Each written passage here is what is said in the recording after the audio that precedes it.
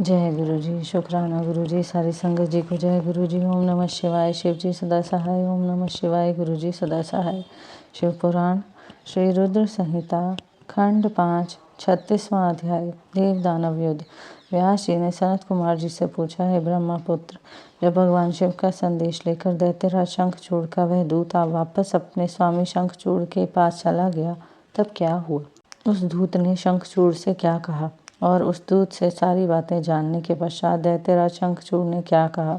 हे महर्षि, कृपा करके इस संबंध में मुझे सविस्तार बताइए।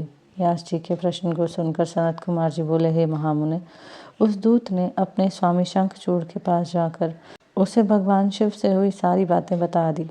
शिव जी की कही बातें सुनकर शंखचूड़ अधिक क्रोधित हो उठा और उसने अपनी विशाल दैत्य सेना को तुरंत युद्ध के लिए चलने की आज्ञा प्रदान की। दूसरी ओर भगवान शिव ने भी अपने गणों और देवताओं को युद्ध भूमि की ओर प्रस्थान करने के लिए कहा।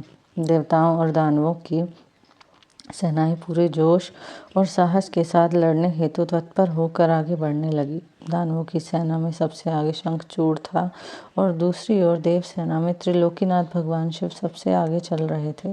दोनों सेनाएं अपने स्वामियों के जय घोष के साथ आगे बढ़ रही थीं। उस समय चारों ओर रणभेरियां बजने लगी थीं। कुछ ही समय पश्चात देवता और दैत्य आमने सामने थे। एक दूसरे को अपना घोर शत्रु समझकर दोनों एक दूसरे पर टूट पड़े। भयानक युद्ध होने लगा।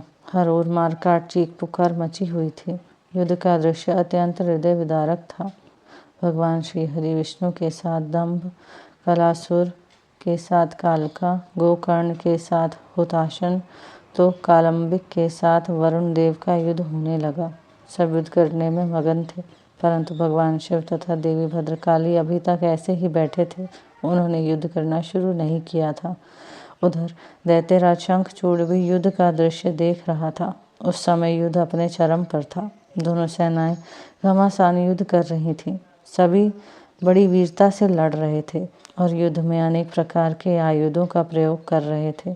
कुछ ही देर में पृथ्वी कटे मरे और घायल योद्धाओं से पट गई। यहीं पर शिव पुराण श्री रुद्र संहिता खंड 5 36वां अध्याय समाप्त होता है। जय गुरु जी।